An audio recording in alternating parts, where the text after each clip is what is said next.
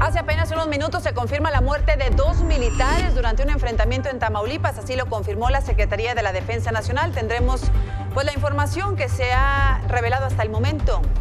Entre ovaciones, decenas despiden a El Ojos, líder del cártel de Tláhuac, abatido el jueves durante un operativo de la Marina. Javier Duarte es vinculado a proceso, seguirá preso en el reclusorio norte de la Ciudad de México. Mientras en el caso de César Duarte, autoridades de Chihuahua aseguran que está próximo a ser aprehendido por el presunto desfalco de 1,000 millones de pesos. Además, la historia del terror: mueren 10 migrantes de decenas que viajaban en la caja de un tráiler. 4 eran mexicanos y 21 connacionales más están hospitalizados. El primer actor, Luis Jimeno, murió hoy a la edad de 90 años.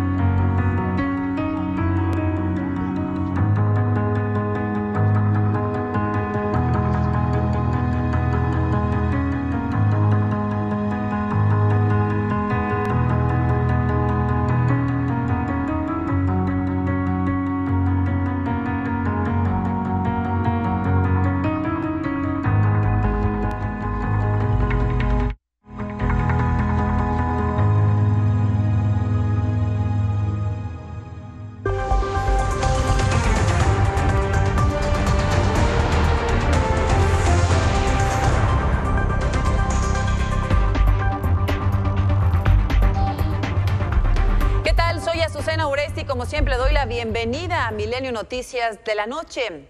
Le comentaba al inicio que se confirmó hace no más de 45 minutos que en Tamaulipas esta tarde un enfrentamiento entre civiles armados y miembros del ejército mexicano dejó como saldo 2 soldados muertos, además de un civil. Hay 5 personas heridas. Esto fue en el ejido Vanguardia, en el municipio de Vallehermoso, en los límites con Matamoros.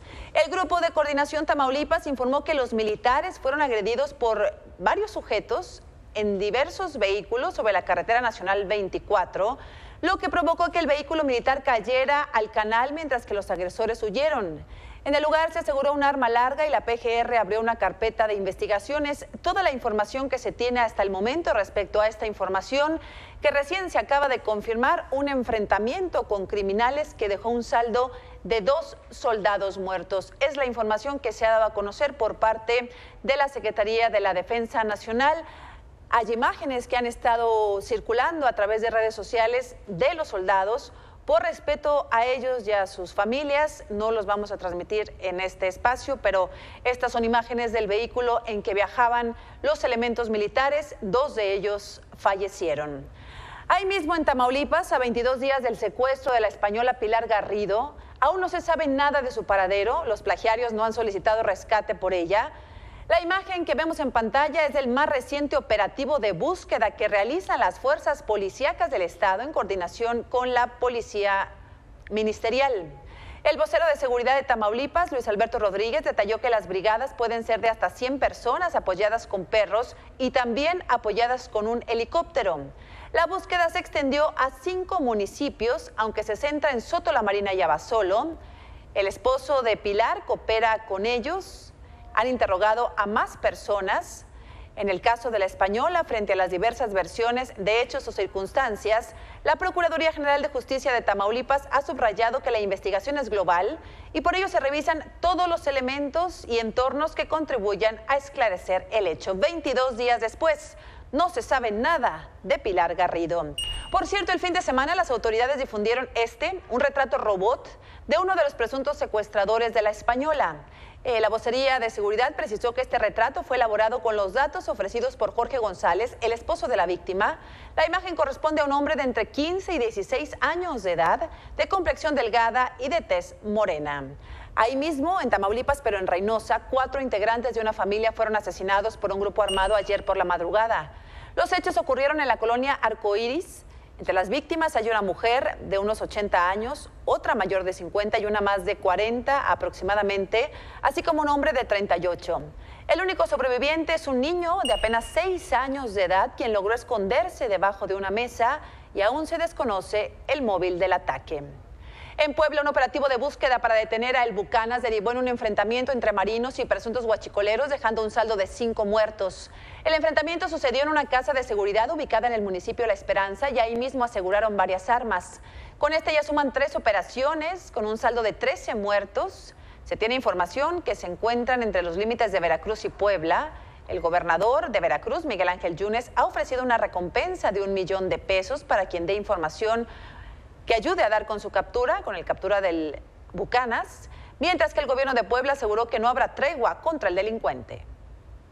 El día de hoy, muy temprano, en la madrugada, recibiendo la información, otro enfrentamiento de igual forma con la Marina en Esperanza, donde 5 presuntos delincuentes también fueron abatidos. Estamos en una persecución sin precedente. Y hay 5 caídos del lado de estos presuntos responsables, estos presuntos delincuentes. Y queremos agradecer nuevamente pues la colaboración, la labor valerosa, valiente, muy entregada de los integrantes de la Secretaría de Marina Armada de México, también del Ejército Mexicano, de la Policía Militar, en fin, que están en auxilio con la Secretaría de Seguridad Pública en este combate, en estos operativos para dar con el Bucanas. La madrugada de este domingo, las autoridades entregaron a sus familiares el cuerpo de Felipe de Jesús Pérez, alias El Ojos, líder del cártel de Tláhuac, quien fue abatido, como le informamos, el jueves pasado en un operativo de la Marina. También una mujer identificada solo como María reclamó los cuerpos de sus 4 cómplices abatidos. A media calle, en la colonia Nopalera, fue colocado el féretro para velar al Ojos. La Secretaría de Seguridad Pública montó un operativo para evitar nuevos disturbios e incluso un helicóptero sobrevoló el lugar. Esto ayer. Hoy, El Ojos fue sepultado en el Panteón de San Lorenzo Tezonco, en Iztapalapa. La familia estuvo resguardada por un fuerte dispositivo de seguridad. Durante la revisión de vehículos, policías capitalinos encontraron droga y armas, por lo que 2 sujetos fueron detenidos. Otros 5 hombres trataron de evitarlo, por lo que también fueron arrestados.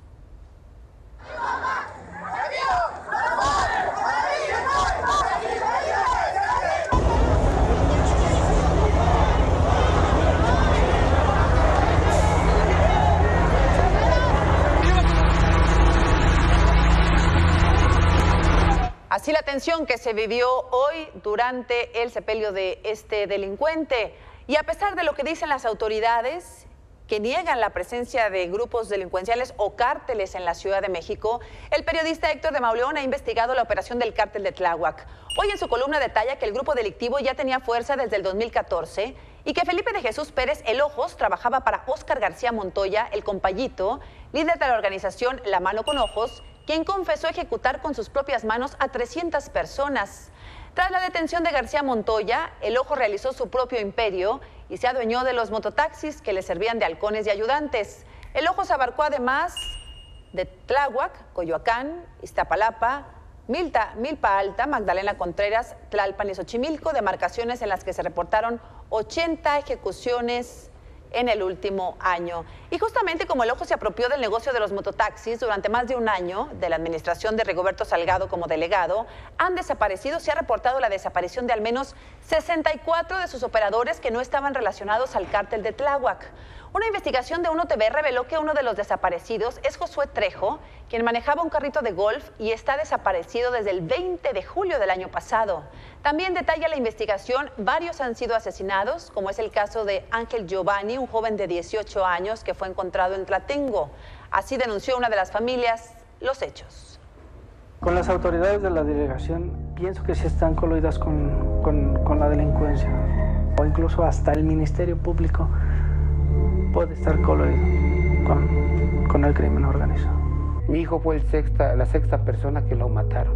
Encontraron 2 más en Tlaltenco con lo mismo que le hicieron a mi hijo, los iban y los tiraban, los vendaban, los amarraban. La gente dice, no lo digo yo, todo el mundo que se acerca a nosotros nos dice que es casa del delegado. Y ahí vivía Ismael Salgado. Nosotros creemos que son familiares y que Ismael Salgado pues es el responsable de lo que le pasó a mi hijo, porque de ahí salieron todas sus pertenencias. Como todos los lunes, Federico Berrueto con nosotros en el estudio. Federico, buenas noches. Muy buenas noches, ¿cómo estás, Susana? Muy bien, Federico, gracias por estar aquí en el estudio. Pues si se comporta como cártel, tiene las características de un cártel, mata como cártel, hace narcobloqueos como cártel, Pues la respuesta obvia es que es un cártel, aunque Miguel Ángel Mancera dice lo contrario. ¿Tú qué dices, Federico? Bueno, es un tema de definición, porque la palabra cártel y crimen organizado asociado al tráfico de drogas fundamentalmente se refieren al control total del territorio y la infiltración de la fuerza pública. En el caso de la Ciudad de México, la situación, digamos que no se aplica del todo. Sin embargo, si vemos su vinculación con el tráfico de drogas, aunque sea narcomenudeo, pero es tan vasta la zona bajo control de ellos, y sobre todo, pues este elemento delictivo de violencia, ¿verdad? Pues estamos ante una organización criminal y ya bueno, si la Secretaría de Marina o el jefe de gobierno de la ciudad no quiere utilizar la expresión cártel, para efectos prácticos estamos ante una organización criminal muy violenta, delictiva y que bueno, tiene que enfrentarse con toda la fuerza del Estado como ocurrió en el operativo de la Secretaría de Marina. Ahora, independientemente de la terminología, si es un cártel, si es un grupo, etcétera, el problema está ahí. Y no disminuye nada el temor de la ciudadanía y la incertidumbre, declaraciones triunfalistas que se quieran dar por parte de los gobernantes en los medios de comunicación. Mira, hay una tendencia de los gobiernos a tender a minimizar, porque es obvio que el tema de la delincuencia y de la violencia es el que más afecta la imagen del gobierno. Pero bueno, es querer tapar el sol con un dedo.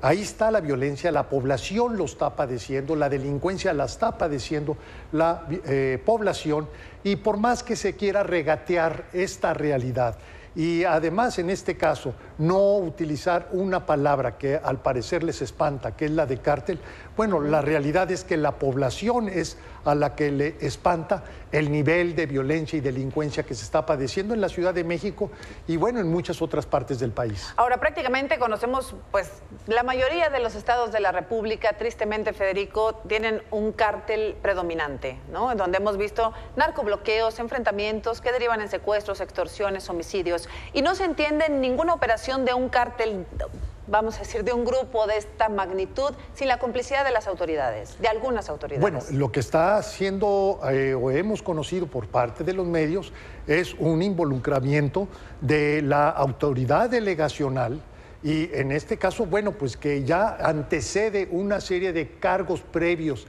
de quien encabeza la autoridad delegacional y que hacen, al menos eso es lo que han revelado algunas fuentes periodísticas, es de un vínculo del grupo criminal en la zona con la autoridad delegacional. Y si es la autoridad delegacional, también hace uno creer que lo mismo está ocurriendo, al menos con una parte de la fuerza pública. Ahora, lo malo de estos tiempos, prácticamente de todos, es que parece que siempre estamos en periodo electoral. Entonces, todo esto se contamina con el tema de elecciones, de selección de candidato, en donde Miguel Ángel Mancera, el jefe de gobierno, no está exento. Pues sí, totalmente. Hay un futurismo y, como digo, se hace un regateo a la realidad cuando la realidad le es adversa al gobernante. Lo que necesitamos aquí, Azucena, es que las instancias de investigación, que la justicia llegue a donde debe, que quien la haga, la pague, que no tengamos que vivir escándalos o situaciones extremos para que las autoridades actúen. Y esto, bueno, que haya habido un operativo en Tláhuac, creo que es una muy buena señal, nos abre una realidad pues que hemos querido regatear o esconder. Pero al menos esperaríamos de los gobernantes un poco más de indignación, de alarma en sus declaraciones y no tanta tibieza, ¿no? Que se ponga del lado de la gente. Claro, nunca habíamos visto las imágenes que vimos el jueves de los narcobloqueos, la quema de vehículos, el secuestro de transporte público, y pareciera que los gobernantes lo toman con mucha calma. Pues pretenden minimizar esta realidad con la intención pues de mitigar este rechazo y esta condena pública porque las autoridades no están haciendo su trabajo. Parece que no están aprendiendo las lecciones, ¿verdad? Pues mira, es algo que lamentablemente se está repitiendo en todos los niveles de gobierno y es muy, muy lamentable. ¿Le pega a Miguel Ángel Mancera lo que pasa en Tláhuac, lo que pasa en estos días en la Ciudad de México? Bueno, sin duda alguna. Te debo decir una cosa, que nosotros hemos hecho una investigación, pronto la daremos a conocer aquí en tu programa, y lo que se ve es que los números de Mancera son más bajos en el Distrito Federal. No, hombre. Bueno, en la Ciudad de México ahora que en otras partes del país. Pues ya esperaremos esa información. Claro, gracias, sí. Como siempre, Federico. Cómo no, con todo gusto. Gracias, buenas noches. La tragedia de la migración ilegal volvió a la frontera de México con Estados Unidos. 10 migrantes murieron asfixiados y 29 más sufrieron lesiones, que viajaban todos en la caja de un tráiler desde Laredo. El camión alcanzó temperaturas de hasta 65 grados centígrados. Varios de ellos eran mexicanos.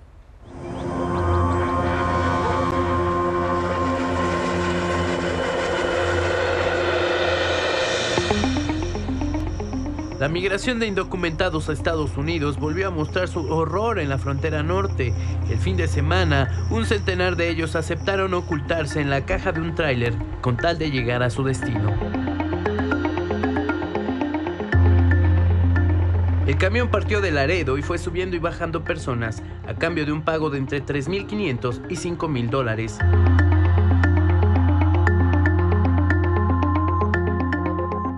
Todo parecía marchar bien. Sin embargo, como ocurre al sur de los Estados Unidos cada verano, la temperatura aumentó a 38 grados y al interior del vehículo se elevó hasta los 50, pues no contaba con aire acondicionado y los migrantes tuvieron que turnarse para respirar a través de un orificio. En San Antonio, Texas, el chofer identificado como James Bradley, de 60 años, le dieron ganas de orinar, por lo que se estacionó afuera de un Walmart. Los migrantes estaban gritando y golpeando la caja para que los dejara salir. El sujeto asegura que no tenía idea de que en el tráiler viajaban migrantes y dice que al abrir la puerta, varios salieron corriendo para escapar.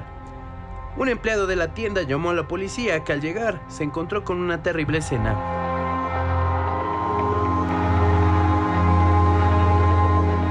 Ocho migrantes muertos por asfixia y el golpe de calor y 31 heridos en estado crítico que fueron enviados a diversos hospitales, la mayoría jóvenes y adultos de entre 20 y 30 años de edad. Horas después, otros 2 rescatados perdieron la vida. La Secretaría de Relaciones Exteriores ya informó que 4 de los muertos son connacionales, mientras que de los heridos, 21 también son mexicanos, mientras que la Comisión Nacional de los Derechos Humanos pidió a las autoridades mexicanas exigir una investigación exhaustiva e imparcial. El chofer del tráiler ya fue detenido y encarcelado, acusado de trata de personas. Milenio Noticias. No hay palabras que puedan describir el infierno. Anuar Revuelta, reportero de Univisión San Antonio en la línea. Anuar, gracias por tomarnos la llamada. Buenas noches. Anuar, ¿me escuchas? Sí, te escucho, Azucena.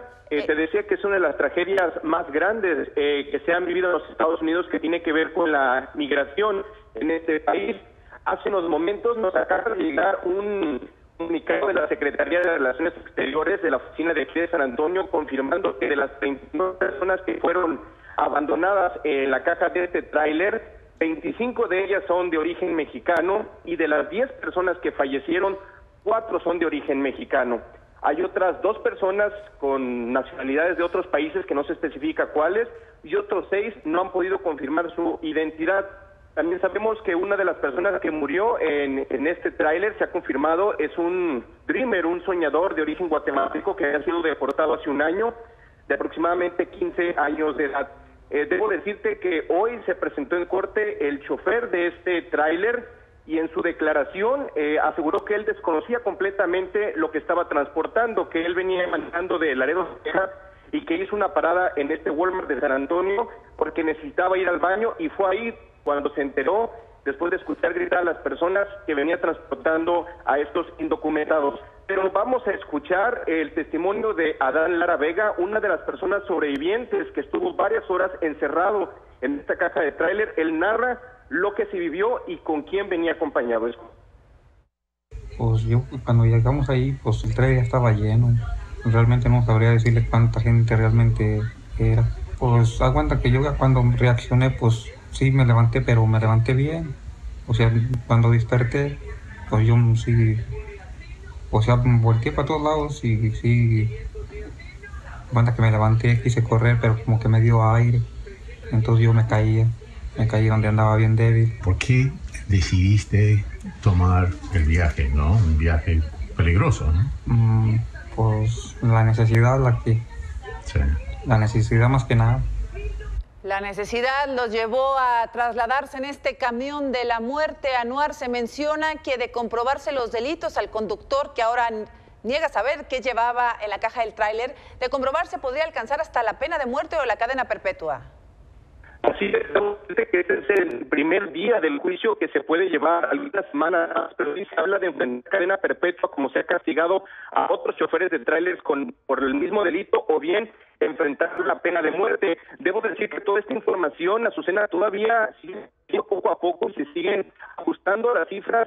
En un principio se creía que solamente viajaban estas 39 personas, pero después de escuchar la declaración del chofer y también de leer las declaraciones de los sobrevivientes, pues se habla de que iban aproximadamente entre 180 y 200 personas adentro de este tráiler con temperaturas superiores a los 40 grados porque no tenía ningún tipo de ventilación, y también trascendió que fue un empleado de la tienda el que se dio cuenta de lo que estaba sucediendo porque al salir escuchó que alguien pedía por ayuda y pedía agua y fue él quien habló al 911 para que llegara la policía.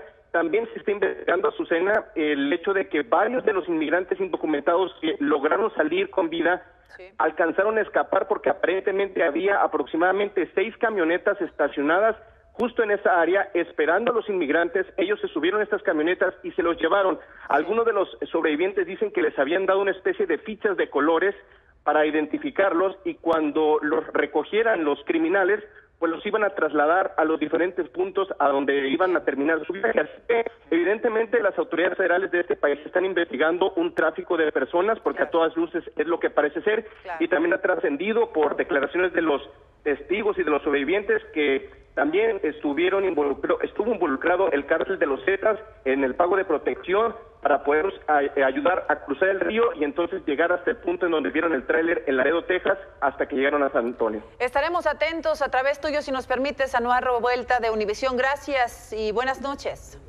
Buenas noches. Gracias. Así las cosas. En otro asunto, este fin de semana se realizó la tan esperada segunda audiencia del exgobernador de Veracruz, Javier Duarte, quien fue vinculado a proceso por delincuencia organizada y lavado de dinero, imputados por la PGR. La determinación se basó en la declaración de Arturo Bermúdez Zurita, exsecretario de Seguridad, quien dijo que tras no querer participar en un desvío y renunciar, Duarte le advirtió que no se lo permitiría. En las más de 12 horas de audiencia se reveló que existen indicios de que Duarte abrió cuentas en Suiza, por lo que solicitaron 6 meses para el cierre de la investigación, cuyo plazo vence el 22 de enero del 2018. En este tiempo se ampliarán las declaraciones de Juan José Janeiro y Alfonso Ortega, abogados fiscalistas y cómplices confesos de Javier Duarte. Tras la audiencia, el director general de Procesos de Amparo de la PGR, Pedro Guevara, aseguró que hay un caso sólido en contra de Duarte, muy por el contrario de lo que piensa la opinión pública, pues dijo, de lo contrario no lo hubiesen vinculado a proceso. Por su parte, Marco Antonio del Toro, abogado del exmandatario, insistió en que las pruebas contra su cliente son muy débiles y dice que de las 82 presentadas, solo 2 pueden acreditarse. El sábado en la audiencia volvió a salir a relucir la esposa de Javier Duarte, Karime Macías, quien es señalada como cabeza de la creación de empresas fantasma para desviar recursos. Por ello, el gobernador Miguel Ángel Yunes insistió que debe ser detenida y procesada. Además, arremetió contra el abogado titular de Duarte, luego de que este desestimó su participación en el caso como testigo.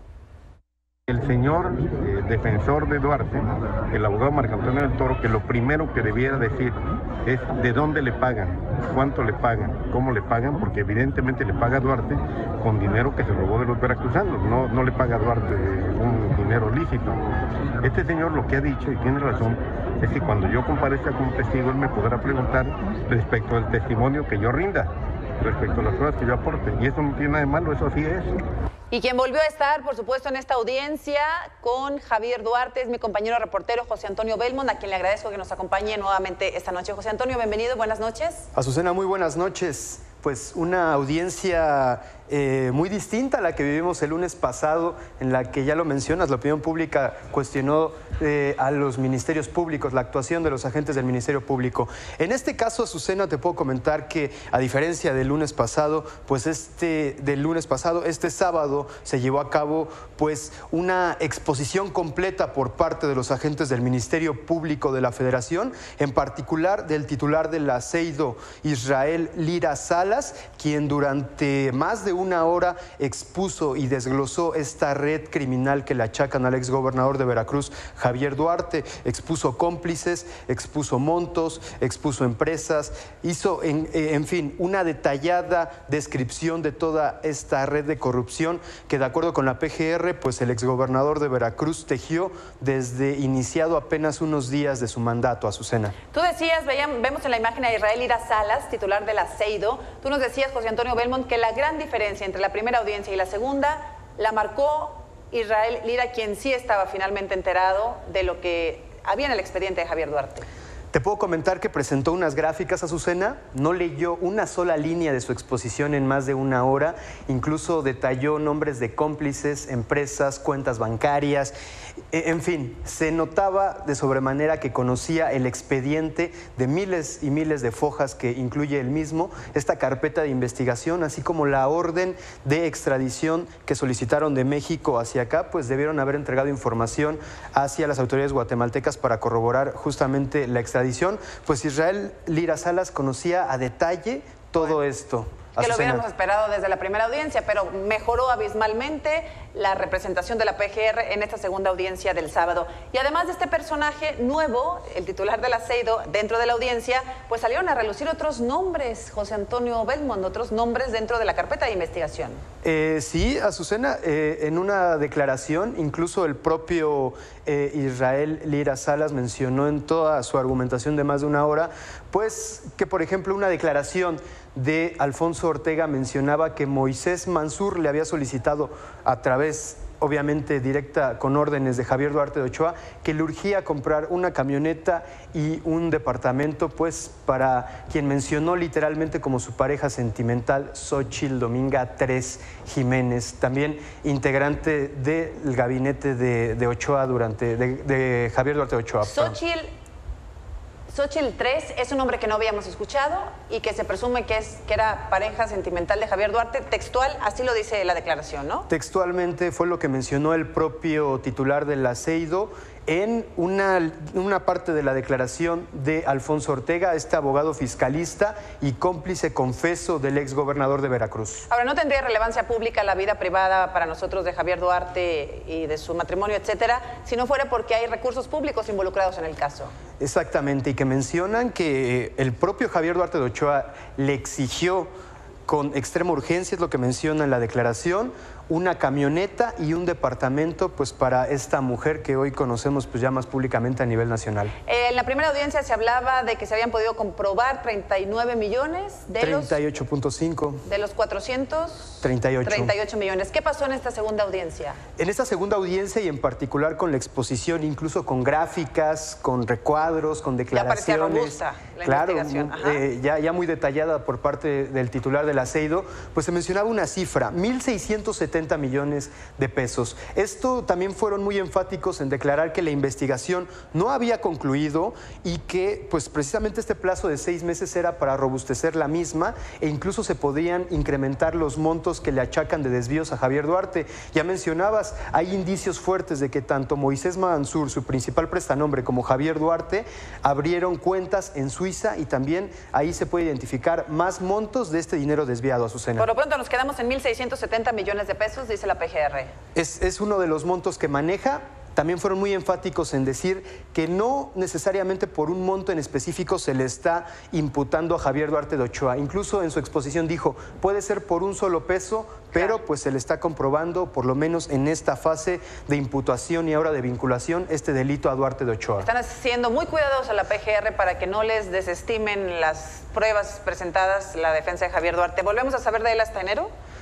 Son 6 meses que tiene la Procuraduría para ya darle una acusación como tal, decirle al juez, esta es la acusación que tenemos contra Javier Duarte y vamos a iniciar ya el juicio. Es importante mencionar que estas 82 datos de prueba corresponden justamente a eso. Solamente mencionaron lo que eran los datos de prueba y no desglosaron qué implicaban cada uno de estos datos, Azucena. Como siempre, gracias José Antonio Belmont, gracias por tu trabajo, por supuesto. Muchas gracias, Azucena. Gracias. Y bueno, pues sabes, Javier Duarte fue el rey de los memes, ¿verdad?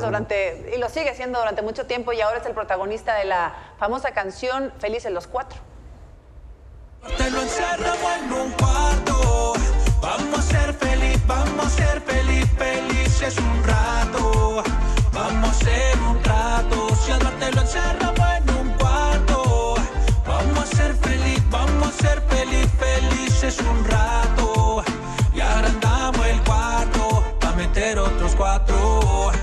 Bueno, pues a ver si caen otros 4. Entre ellos se dice César Duarte, el exgobernador de Chihuahua, porque según el fiscal estaría a punto de ser detenido. Es un hombre muy sencillo que nació para ser grande. Y les puedo asegurar, sin temor a equivocarme, que hombres como César Duarte son poquitos los que nacen. Así describe su corrido a César Duarte, exgobernador de Chihuahua, canción que compuso Tobías López Ocampo, el sopilote blanco. Pero para la Fiscalía General del Estado, las cosas no eran así. Para ellos, Duarte era un hombre que se daba una vida de lujo a costa de sus gobernados.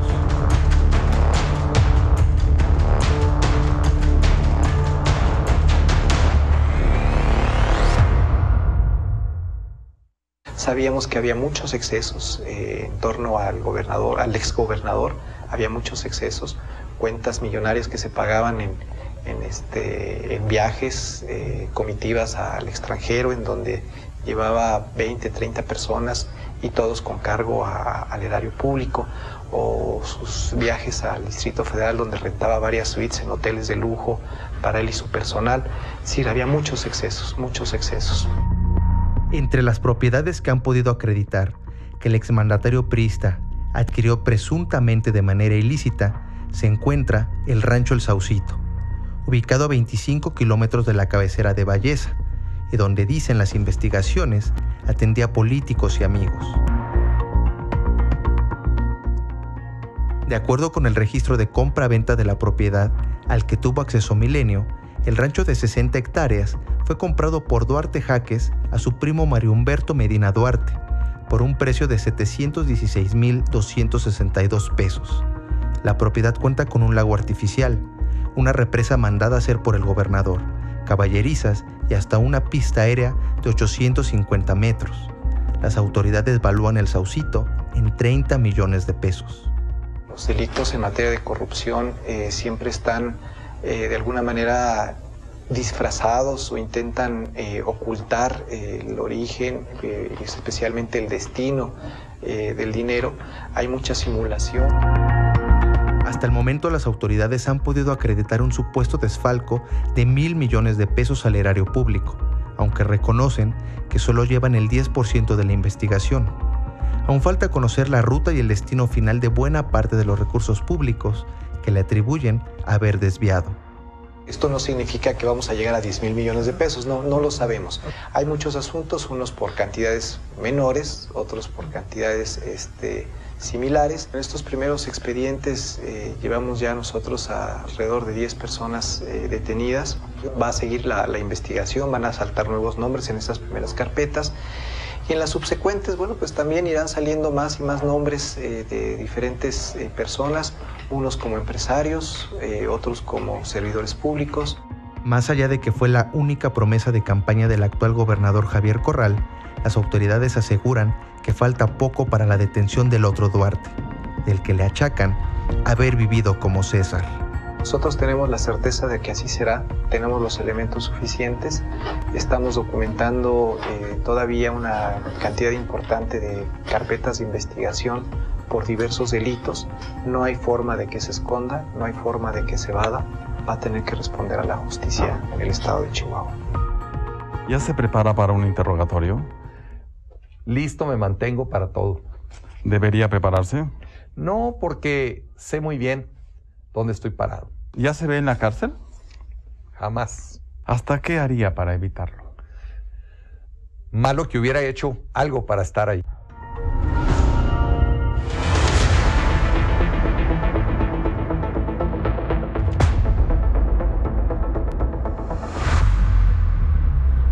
Pues tiempo al tiempo, y ya le decíamos, no solo es Javier Duarte, César Duarte, este cuadro de deshonor lo componen otros gobernadores ya encarcelados: Javier Duarte de Veracruz, Mario Villanueva de Quintana Roo, Andrés Granier de Tabasco, Jesús Reina de Michoacán y Guillermo Padres de Sonora.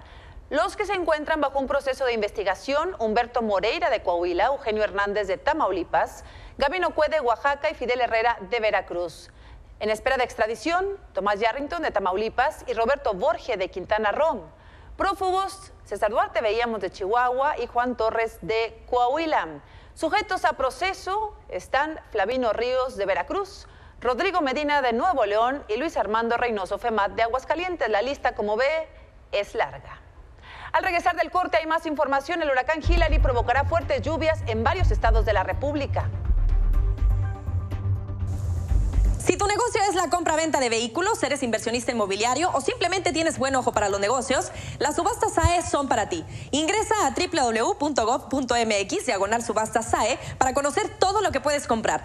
Tienen muy buenos precios. No pierdas la oportunidad de hacer un buen negocio.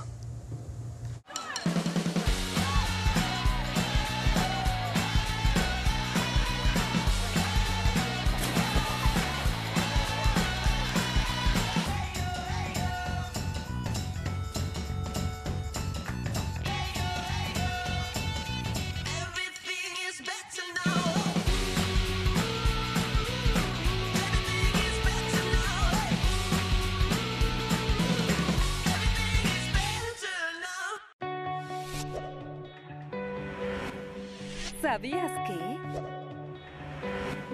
Al combinar cereales como el pan y leguminosas como frijoles, lentejas o alubias, se conforma una proteína similar a la que encontramos en la carne.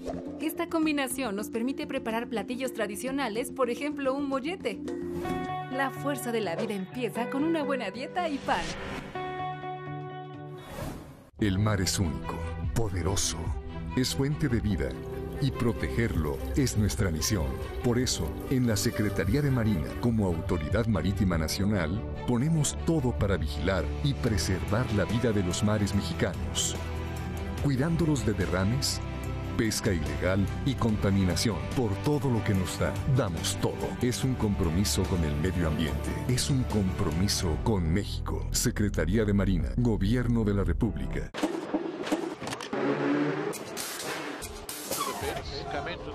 To the pits.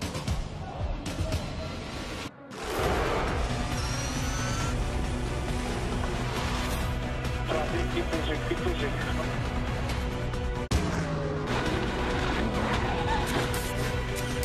Las 6 horas de México. El espíritu de Le Mans viene a México.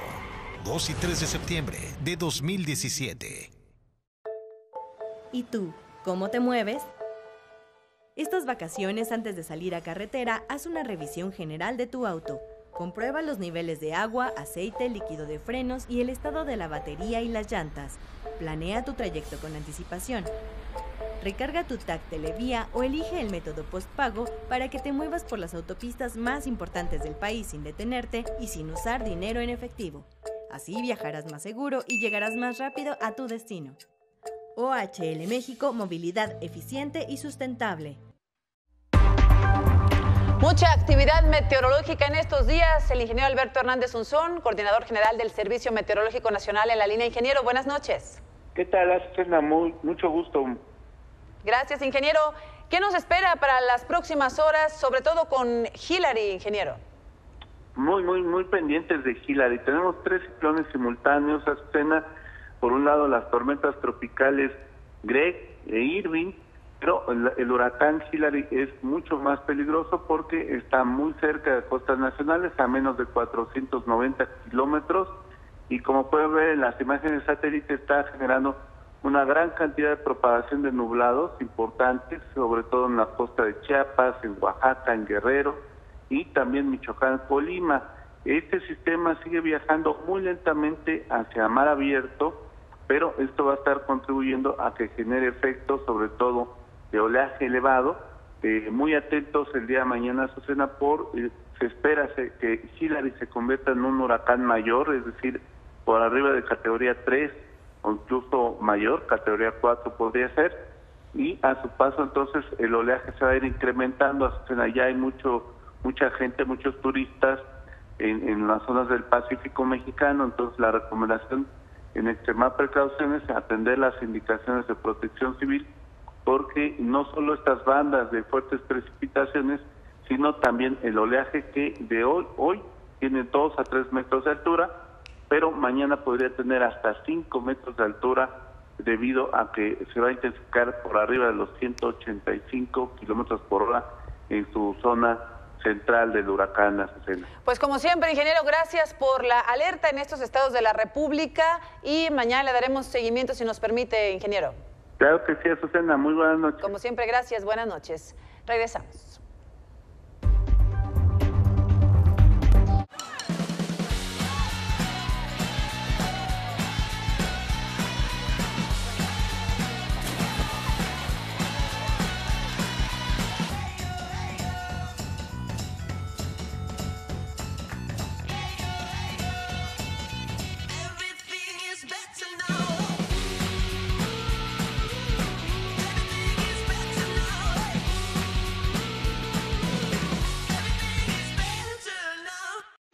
Parece que fue ayer cuando abriste las puertas de tu negocio buscando proteger su acceso. Hoy protege también el acceso a tu información con los planes Vas a Volar Empresas de Movistar Negocios, únicos con sistema Secure Mobile que brinda protección a los equipos móviles de tu negocio. Movistar Negocios. ¡Wow! Rebajas que se antojan en Sears. Del 18 de julio al 7 de agosto, descuentos de hasta 70%. ¡Wow! En moda, calzado y accesorios para toda la familia. Además, paga a 6 mensualidades sin intereses con tu crédito Sears y bancarias participantes. Y del 19 al 31 de julio, en hogar, muebles, línea blanca, electrónica, tecnología, entretenimiento y deportes, hasta 18 mensualidades sin intereses con tu crédito Sears y bancarias participantes, más hasta 50% de descuento. Sears me entiende.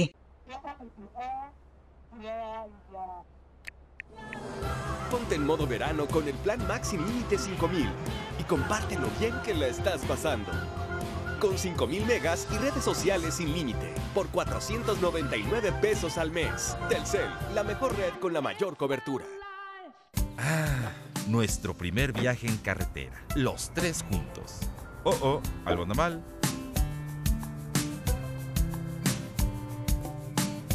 Mafre, contigo.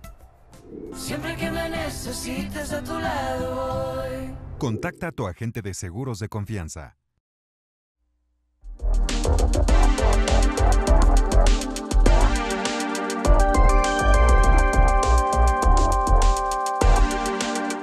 Y después de más de 30 años, Paint, uno de los programas más icónicos de Windows, desaparece. Fernando Santillanes, buenas noches.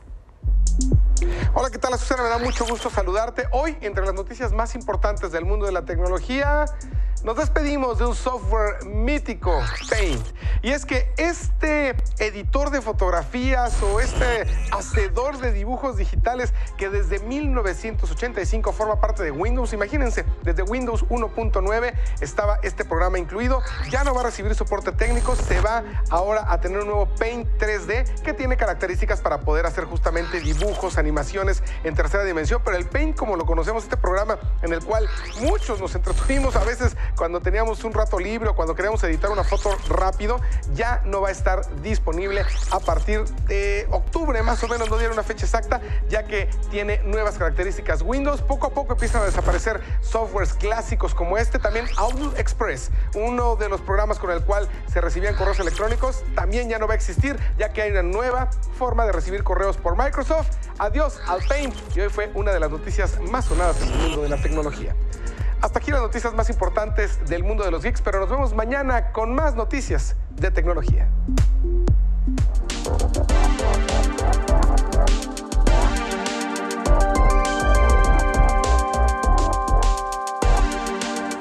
Gracias, Fer. Se queda ahora con Carlos Marín y el asalto a La Razón. Así la historia de este lunes 24 de julio. Gracias por su atención. Buenas noches y hasta mañana.